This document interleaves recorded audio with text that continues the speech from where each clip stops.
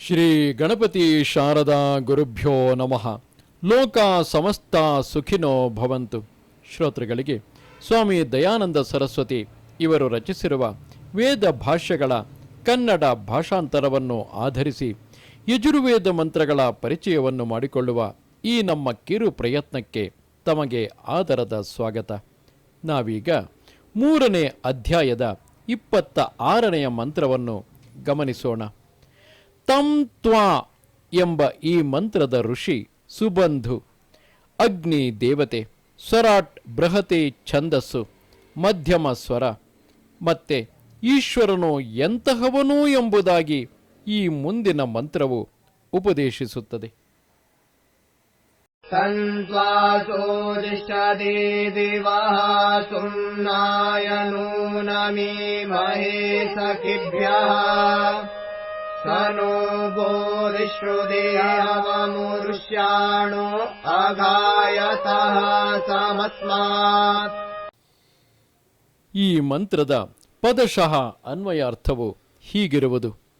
ತಂ ಅಂತಹ ಜಗದೀಶ್ವರನಾದ ತ್ವಾ ನಿನ್ನನ್ನು, ಶೋಚಿಷ್ಟ ಪವಿತ್ರತಮನಾದವನೇ, ದೀದಿವಹ ಪ್ರಕಾಶಮಯನೇ, ಆನಂದಪ್ರದನೆ, ಸುಮ್ನಾಯ ಸುಖವನ್ನು ಹೊಂದುವುದಕ್ಕೋಸ್ಕರ, ನೂನಂ ನಿಶ್ಚಯವಾಗಿ, ಈ ಮಹೇ ಬೇಡುತ್ತೇವೆ, ಸಖಿಭ್ಯ ನಮ್ಮ ಸ್ನೇಹಿತರಿಗೆ ಮತ್ತು ನಮಗೆ, ಸಹ ಆ ಜಗದೀಶ್ವರನು, ನಹ ನಮಗೆ, ಬೋಧಿ ಉತ್ತಮ ವಿಜ್ಞಾನವನ್ನು ಬೋಧಿಸುತ್ತಾನೆ.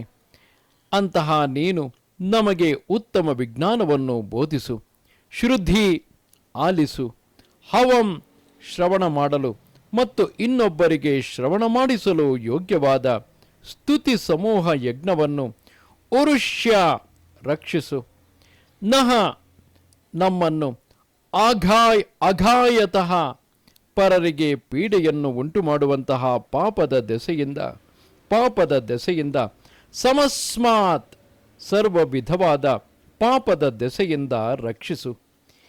ಈ ಮಂತ್ರದ ಒಟ್ಟು ಭಾವಾರ್ಥವು ಹೀಗಿರುವುದು.